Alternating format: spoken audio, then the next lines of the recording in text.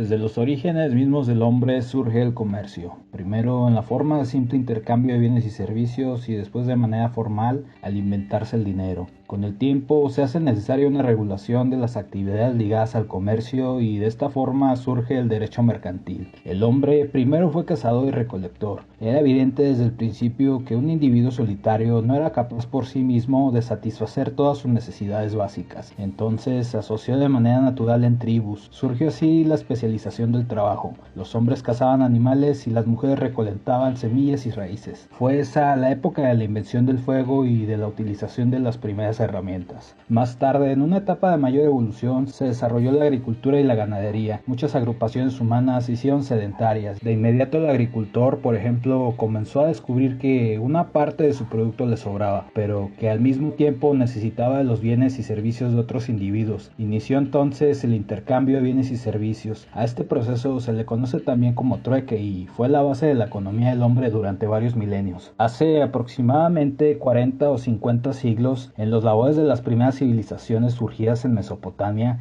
la especialización del trabajo se fue haciendo cada vez más sofisticada y el simple intercambio de bienes y servicios dejó de ser práctico. Con la invención del dinero, los comerciantes pudieron comprar y vender productos a distancias cada vez mayores. No les preocupaba ya recibir bienes o servicios que no necesitaban a cambio de sus productos, pues el dinero, esa abstracción del valor de las cosas sobre la base del oro, les permitía comprar o vender lo que deseaban en casi cualquier momento. Este fue el origen de la época heroica del comercio, la forma más sofisticada de llevar a cabo el intercambio de bienes o servicios. ¿Qué intercambiaba el hombre? Fundamentalmente alimentos, tanto de origen animal como vegetal. Más tarde lo hizo también con pieles, metales, piedras preciosas, ornamentos, especias, medicamentos y un sinfín de bienes que hasta nuestros días existen y con objeto de intercambio. Los fenicios, un pueblo surgido a orillas del Mediterráneo, fueron los primeros en aventurarse fuera de su lugar de origen para comprar y vender productos de los diversos pueblos. De hecho, a ellos los identificamos como pueblo de comerciantes, navegantes y viajeros, caracterización que solo hasta la llegada de los portugueses y venecianos volvió a tener sentido práctico. El comercio proporcionó no solo un auge de economía para aquellos tiempos, sino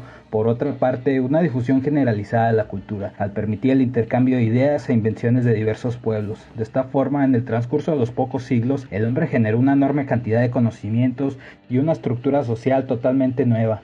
La ciudad-estado, es decir, una organización de personas que se encuentran bajo un régimen de dominación efectiva y con una ordenación jurídica. En América, la base del dinero fue el cacao y los bienes preciosos, como las plumas y el jade. En todos los ejemplos históricos mencionados antes del surgimiento de la noción del dinero, se daba el cambio por la simple necesidad de obtener un bien o un servicio, sin que exista el ánimo de lucro, especulación o ganancia. A partir del surgimiento de la noción del dinero y el auge de los primeros pueblos de comerciantes, podemos afirmar que el comercio es una actividad humana caracterizada por la intervención de dos partes, el comerciante y el consumidor, para intercambiar un determinado bien o servicio mediante un pago. El comerciante es la persona que pone un bien o un servicio a disposición del pueblo en general, con el deseo de obtener una ganancia. El comerciante es una especie de puente entre los bienes y los servicios y el consumidor, y de todas las relaciones que hay detrás de este bien, y por eso se denomina también intermediario. Para entender la intermediación es pertinente aclarar que los satisfactores pueden ser bienes o servicios. ¿Cómo podemos entender la esencia del comercio? ¿De dónde podemos encontrar un ejemplo de intermediación? Un ejemplo claro de actividad comercial lo constituye en la actualidad la venta de artículos de oficina, en la cual el dueño de una papelería vende cuadernos, lápices, gomas, plumas, etc. al público que los requiere. El comerciante es quien pone en contacto al consumidor con estos artículos de oficina y el proporcionárselos implica vendérselos y obtener una ganancia a cambio. El hecho de proporcionar los lápices al consumidor, es decir, de ayudarlo a satisfacer su necesidad, es lo que causa y justifica esta ganancia traducida en una cifra superior al precio de adquisición o al costo de producción. Se cobra todo el proceso y todo el trabajo que hay entre la producción del bien o servicio y su llegada al adquiriente final. En realidad, el dueño de la papelería no fabricó el papel ni el lápiz, solo lo adquirió el fabricante o de otro intermediario. En esto consiste la intermediación. Conforme comenzó a hacerse sofisticada la actividad comercial, fue surgiendo una serie de vicios alrededor de ella, desde los fraudes hasta el incumplimiento de los contratos de palabra que los propios comerciantes realizaban. La sociedad requirió muy pronto de dicha regulación y de esta forma comenzó a surgir lo que ahora conocemos como el derecho mercantil. El derecho mercantil, entendido como un conjunto de normas, regula básicamente los actos de comercio que el hombre realiza.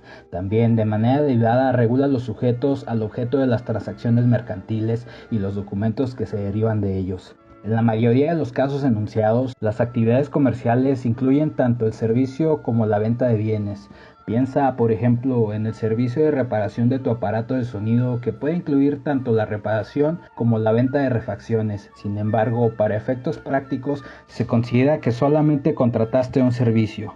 Por último, las sociedades legalmente constituidas en el extranjero que se establezcan en la República Mexicana o tengan en ella alguna agencia o sucursal podrán ejercer el comercio sujetándose a las prescripciones especiales del Código de Comercio en todo cuando concierna a la creación de sus establecimientos dentro del territorio nacional, a sus operaciones mercantiles y a la jurisdicción de los tribunales de la nación.